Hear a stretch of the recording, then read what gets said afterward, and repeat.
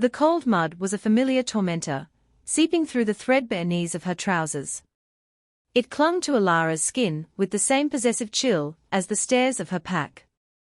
Rain, thin and spiteful, slicked her white hair to her scalp, plastering it against the scars that mapped the back of her neck. She kept her head bowed, her pale, red-tinged eyes fixed on a shivering earthworm trying to escape the deluge. A small, pathetic life, just like hers. Laughter, sharp and cruel as flint, cut through the drumming of the rain. Jorik, the Alpha's son, stood with his cronies, his chest puffed out with the unearned arrogance of his station. In his hand, he held a pouch. The bitter, metallic scent that emanated from it made the omega deep within her whimper and recoil. Wolfsbane. Look at the ghost, Jorik sneered, his voice carrying easily over the storm. Maybe a little purple will give you some color, curseling. Alara's breath hitched. Her heart hammered a frantic, terrified rhythm against her ribs. She didn't dare look up. To meet their eyes was to invite more pain. To show fear was to feed the very wolves who circled her. So she remained still, a statue of misery carved from bone and shame, her only defense of fragile, practiced emptiness. They say it burns twice as hot on the skin of something unnatural, another voice, a brutish beater named Silas, added with a chuckle. Let's find out. The first clump of bruised petals and crushed leaves hit her shoulder. It wasn't a burn, not at first. It was a searing, chemical cold that sank into her flesh like 1,000 icy needles. Then the fire started, a vicious, spreading agony that felt like it was dissolving her from the inside out. A choked gasp escaped her lips, a sound she immediately regretted. It was a crack in her armor, and they pounced on it. More wolfsbane flew. It spattered across her back, her arms, the pale column of her throat. Each impact was a fresh wave of torture, a sizzling torment that made her muscles seize. Her vision swam, the grey, rain-soaked world blurring at the edges. The scent was suffocating, a toxic perfume of her own degradation. They were laughing harder now, their amusement a roaring beast that fed on her silent screams. She squeezed her eyes shut, her fingernails digging into the mud, anchoring herself to the physical world as her senses threatened to abandon her. This was her life.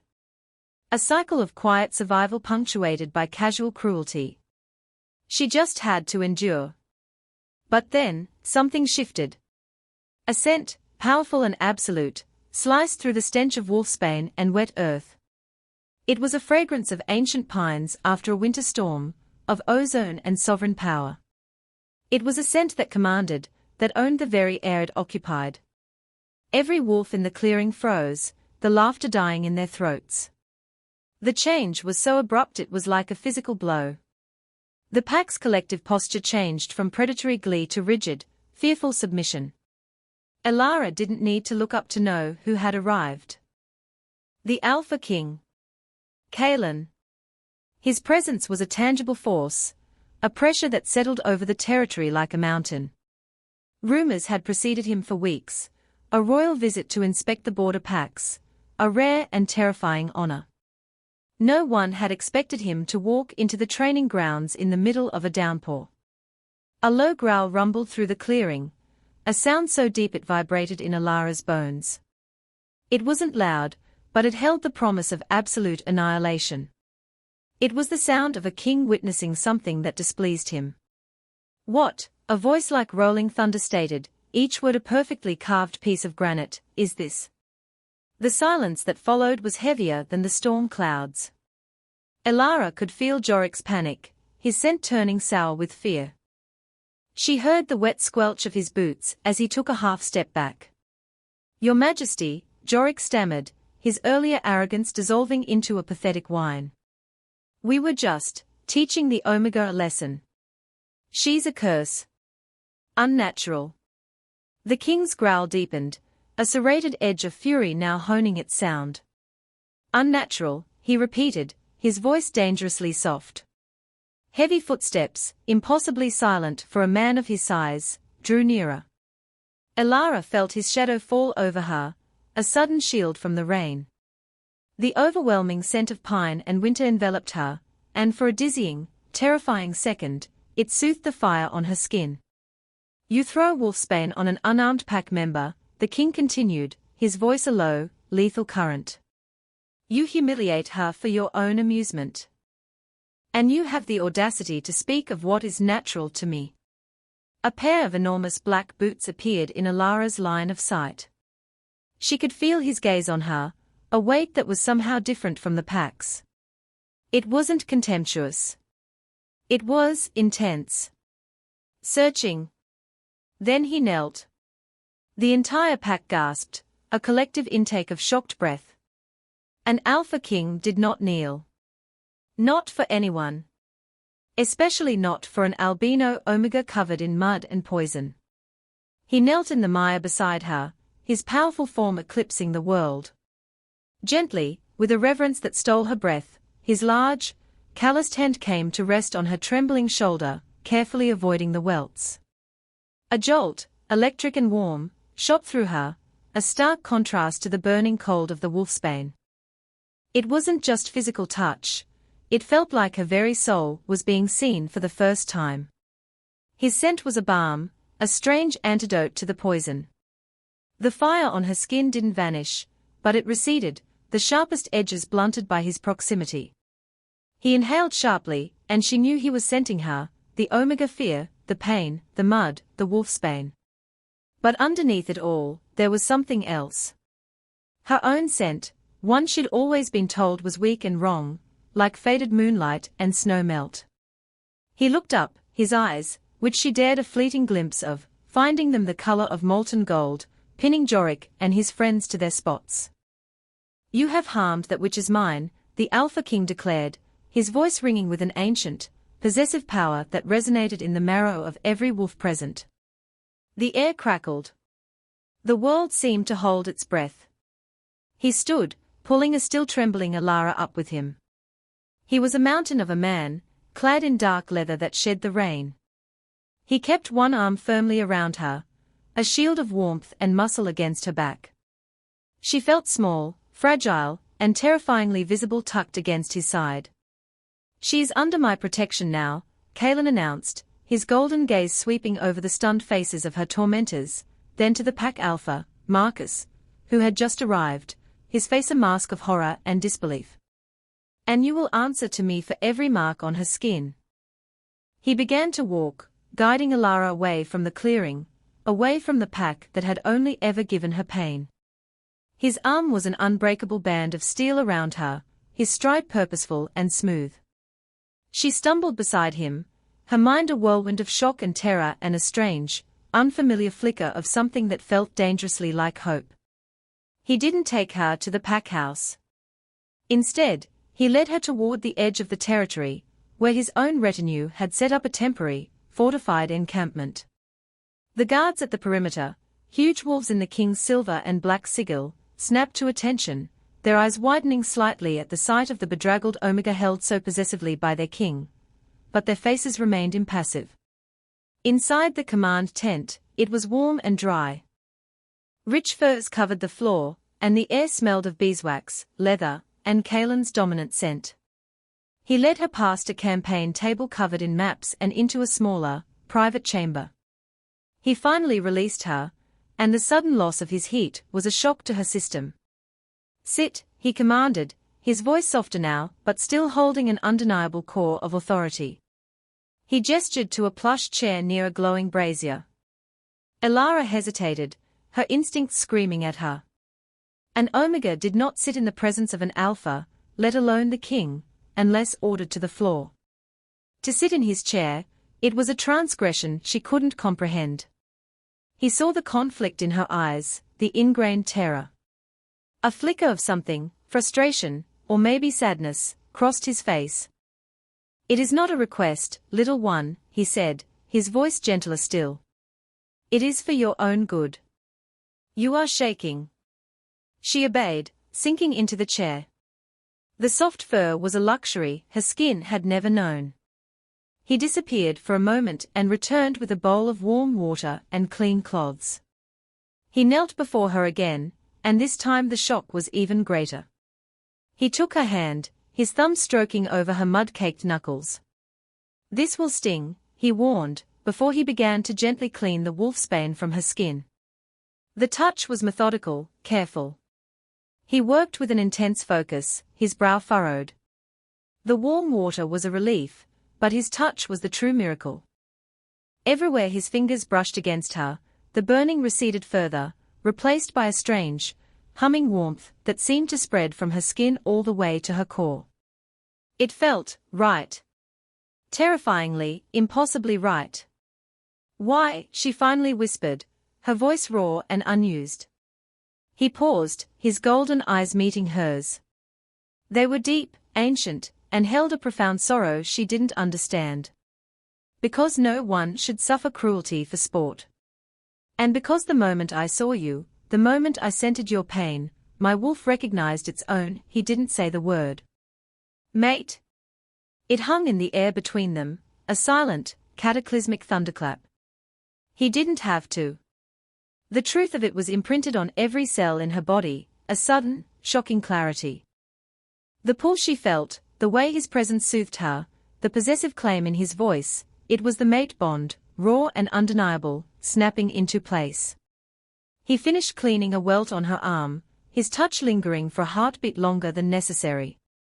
"You're alpha, Marcus." He allowed this. Elara flinched and looked down at her lap. "He encourages it. He says it keeps the pack strong. Weeds out the weak."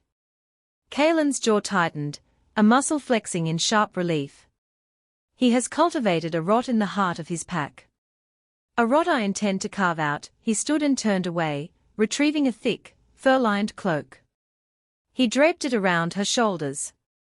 It was heavy, warm, and saturated with his scent. It was like being wrapped in a protective embrace. "You will stay with me. You will not return to them." Fear warred with a desperate yearning for safety. "I can't. I'm an omega. A faulty one. I'll be a burden. A weakness to you." The words tasted like ash, the lies she'd been fed her entire life. He turned back, his expression fierce. "You are not a weakness." He crouched before her again, forcing her to meet his gaze. "What they see as a flaw, I see as a miracle. Your scent, under the pain, it is like fresh snow and winter moonlight. It is the scent of the north. Of the original wolves. You are not a curse, Elara. You are a heritage they are too ignorant to recognize." He knew her name. How did he know her name? Had he asked someone? Or had the bond whispered it to him?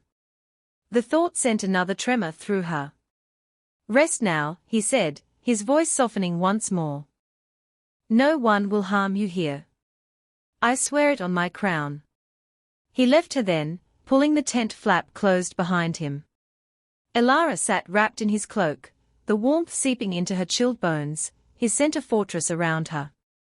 For the first time in her life, she wasn't cold. She wasn't afraid. She was terrified, yes, but it was a new kind of terror, the fear of a future she couldn't possibly imagine, a future where she might be more than just the pack's ghost. A future where a king looked at her and saw not a curse, but a miracle. And in the warm, safe dark of his tent, she finally allowed herself to weep, not for the pain that was fading, but for the hope that was, impossibly, beginning to bloom. The next few days were a disorienting blur of firsts. The first time, she'd slept through the night without fear of being dragged from her cot for some cruel prank.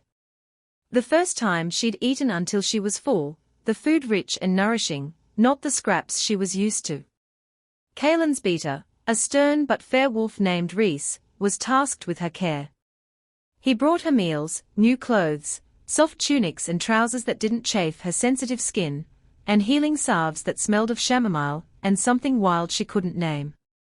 She saw little of Kaelin himself. He was consumed with the fallout of his declaration. Through the tent walls, she could hear the angry, placating tones of Alpha Marcus, the defiant shouts of Jorik, and Kaelin's responding voice, always calm, always a low, rumbling threat that promised consequences. He was dismantling her old life from the outside in, and she was trapped in the quiet eye of the storm he had created for her. On the third day, Rhys brought her a simple leather-bound book. "The king thought you might like something to occupy your time," he said, his expression unreadable. "He said you were kept from the pack's lessons." Elara stared at the book. It was true. Omegas were taught domestic duties, not letters. She was illiterate, another mark of her lowly status. Shame burned hot in her cheeks. I cannot read." Rhys's expression softened almost imperceptibly. "I know. He said to tell you that he would teach you." The offer was so astounding, so far beyond the realm of anything she could have conceived, that she was left speechless. An alpha king, offering to teach a worthless omega to read. It was madness. It was kind. The kindness was more disorienting than the cruelty had been. Cruelty was a language she understood. This she did not. Later that evening, Kaelin entered her chamber. He had shed his formal leathers for a simple tunic, and he looked weary. The lines around his eyes were deeper. He carried 2 mugs, the steam rising from them smelling of mint and honey. He handed one to her. "Rhys told me what you said," he began, his voice low as he settled into a chair opposite her. Elara flinched, expecting a reprimand for her ignorance. "There is no shame in what you were never given the chance to learn," he said, as if reading her thoughts. He opened the book. "This is the story of the first Luna, the winter wolf. Her fur was said to be as white as the first snow, her eyes the color of a winter sky at dusk. She was not the strongest, but she was the wisest. She united the first packs not with force, but with empathy. It is said her descendants carry her mark." He looked at her pointedly, at her white hair, her pale skin. The implication was clear. He was not just telling her a story, he was telling her her story. A story she never knew she had. "They called me a ghost," she whispered, her fingers tracing the embossed wolf on the book's cover. "A bad omen." "They are fools," Kaelin said, his voice laced with contempt. "They fear what they do not understand. They saw a legend and called it a curse," he pointed to a symbol on the page. "This is the first letter of her name. Lyra. It represents strength. See how it stands tall." And so, her lessons began. Night after night, he would sit with her, his large frame filling the small space, his patience seemingly endless. He taught her letters, then words. He showed her how to shape them on a slate with a piece of chalk. His fingers would occasionally brush hers as he guided her hand, and each time, that electric hum would sing through her veins, a secret song only they could hear. The bond was a quiet, constant presence between them. It was in the way her heart rate steadied when he was near, the way he would look up from his maps as if sensing her distress before she'd made a sound. But outside their quiet sanctuary, the pack was festering. Marcus, stripped of his authority to punish Elara, grew bolder in his defiance of the king. He couldn't challenge Kaelin directly, but he could undermine him. Rumors began to circulate, whispers carried on the wind that the king was bewitched, that the White Omega had used dark magic to ensnare him and turn him against his own kind. The pack, already conditioned to see her as a source of misfortune, readily believed it. One afternoon, while Kaelin was in a tense meeting with the neighboring alphas, Elara dared to step outside the tent. She just wanted to feel the sun on her face. She stayed within the perimeter of the king's encampment, but she was visible to her old packmates who milled about near the edge of the woods. The whispers started instantly, hushed and venomous. Then, a stone flew through the air, landing a few feet from her. It was small, a warning. More followed. "Witch," someone hissed from the trees. "Leave our alpha alone." Fear, cold and familiar, coiled in her stomach. She backed away, her heart pounding. Rhys and 2 other guards were there in an instant, forming a wall in front of her, their hands on the hilts of their swords. "Get back," Rhys growled, his voice leaving no room for argument. "The king's protection is absolute." They retreated, but the damage was done. Elara fled back into the tent, her hands shaking. She had been a fool to think a few days of safety could erase a lifetime of torment. She wasn't just Elara. To them, she was a symbol of their fear, and now, a threat to their way of life. When Kaelin returned, he knew instantly that something was wrong. Her fear scented the air, a sharp, acrid tang under the smell of beeswax and mint. He found her huddled in the chair, the fur cloak pulled tightly around her, as if it could make her disappear. "What happened?" he demanded, his voice tight with controlled fury. She told him, the words tumbling out in a shaky whisper. As she spoke, she watched the fury in his eyes build into a terrifying, glacial calm. This was the king she'd heard stories about, the one who had leveled mountains and ended bloodlines for less. "This ends now," he said, his voice a low, deadly promise. He turned to leave, his intent clear. He was going to confront them, to unleash the storm that had been brewing. "No." The word burst from her, shocking them both. She scrambled to her feet and grabbed his arm. It was like grabbing onto an oak tree. "Please. Don't. Violence will only prove what they say is true. That I bring strife. That I am a curse." He stopped, looking down at her small hand on his powerful forearm. He was trembling with the force of his contained rage. "They threw stones at you, Elara. They cannot be allowed to believe this behavior is acceptable."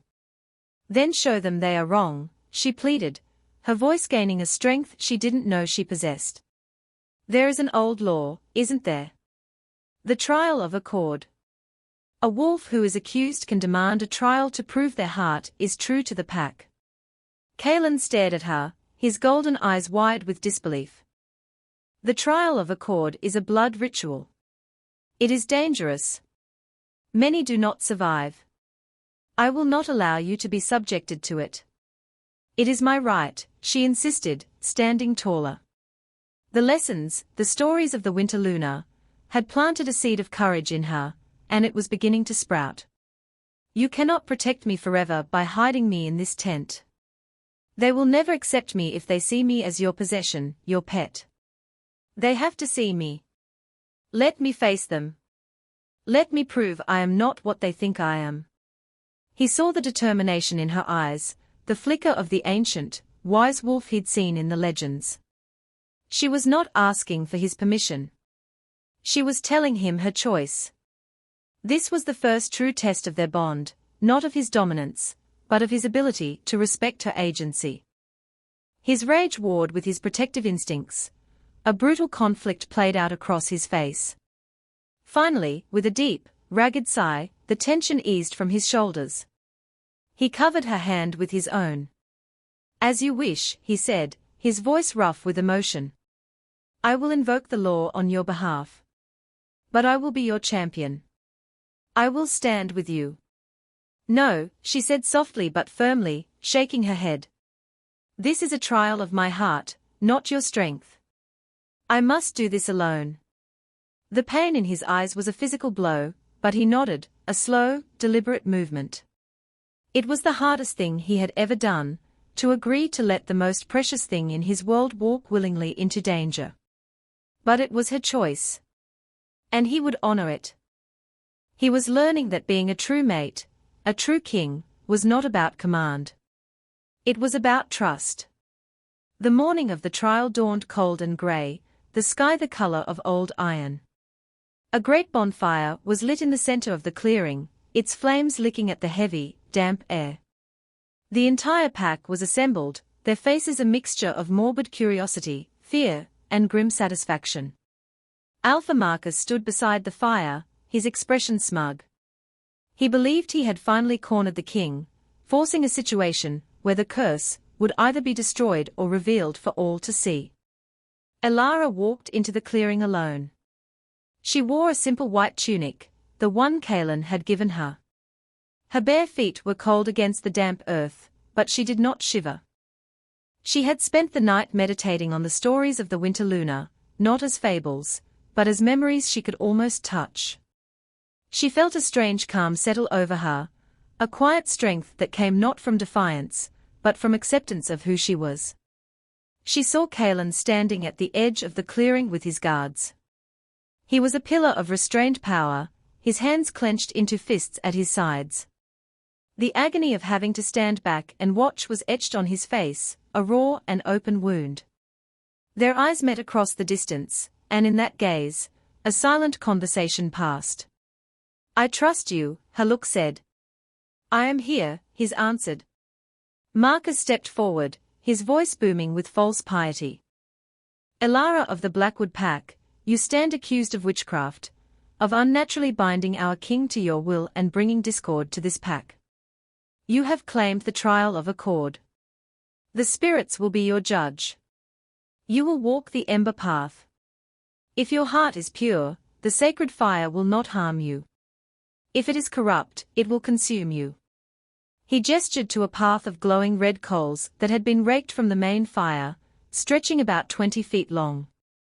It shimmered with heat, the air above it wavering. A collective gasp went through the crowd. This was a brutal trial, one not invoked in generations. Elara's calm faltered for a second. The heat washed over her face, and the primal fear of fire, a fear every living creature possessed, tried to claw its way up her throat. She took a deep breath, picturing the first Luna, Lyra, walking through a blizzard to save her people. This was her blizzard. These were her embers. She stepped to the edge of the path. She closed her eyes, shutting out the hate-filled faces, the smugness of Marcus, the agonized face of her mate. She reached inward, not for power, but for stillness. She didn't try to command anything. She simply listened. She listened to the whisper of the wind, the crackle of the fire, the thrumming of the earth beneath her feet. And deep within her, something answered. An ancient cold, a profound quiet that was the heart of winter itself. She took her first step onto the coals. The crowd gasped. Jorik smirked, waiting for her scream. But it never came. Elara felt the heat, but it was distant, as if happening to someone else. A thin layer of frost, sparkling and impossible, formed on the soles of her feet, a barrier between her skin and the burning embers. With each step she took, the coals directly beneath her foot hissed and dimmed, their angry red glow fading to a dull orange, then to black. She was not extinguishing them, she was calming them, leaching the fire from them with the inherent cold of her bloodline. A murmur rippled through the pack. Their shock was turning to awe, then to fear. This was not the absence of pain, this was a display of power they couldn't comprehend. Marcus's face had gone pale, his smugness replaced by stark terror. Elara walked the entire length of the path, her steps even and deliberate. When she stepped off the other side, her feet were untouched, not a single blister or burn marring her pale skin. She turned to face the pack, her red-tinged eyes glowing with an inner light.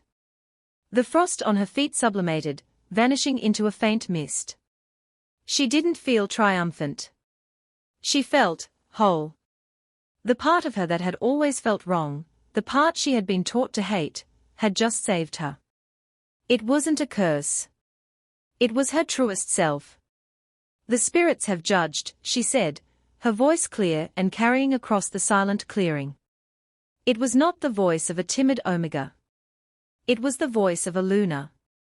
Before anyone could react, a piercing howl of rage and betrayal ripped through the air. It was not from the pack. It came from the woods bordering the clearing.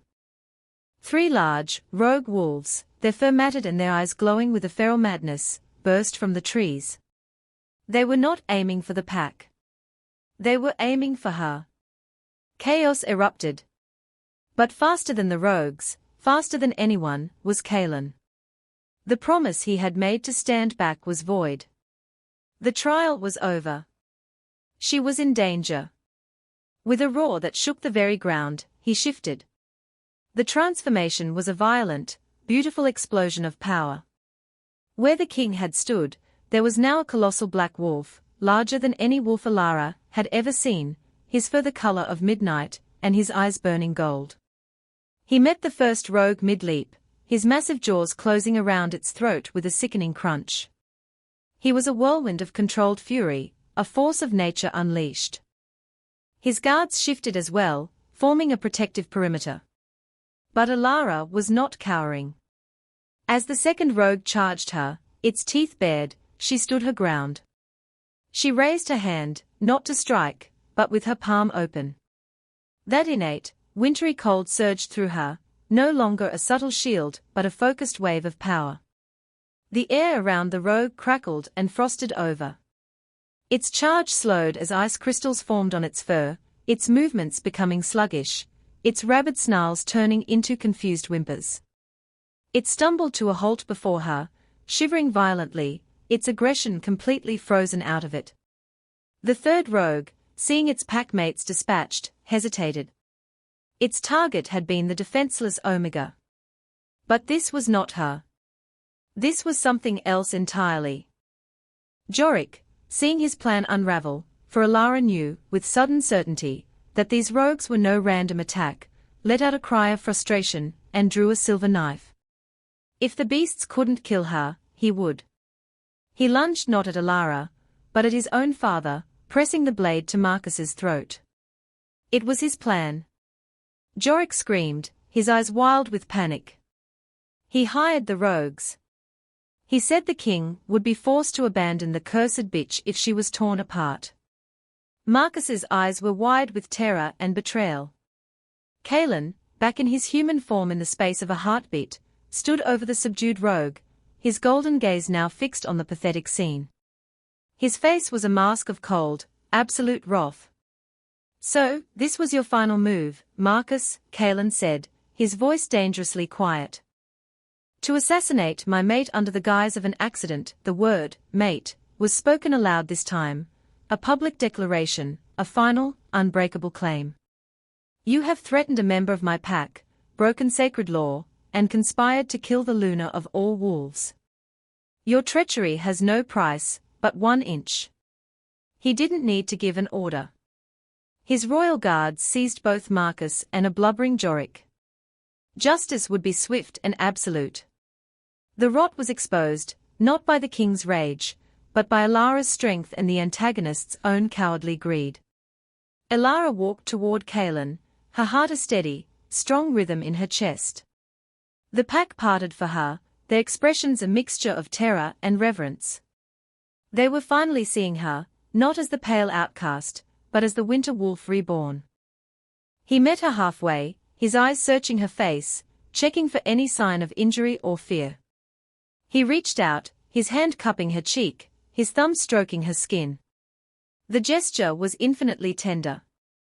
"You were magnificent," he breathed, his voice thick with awe and pride.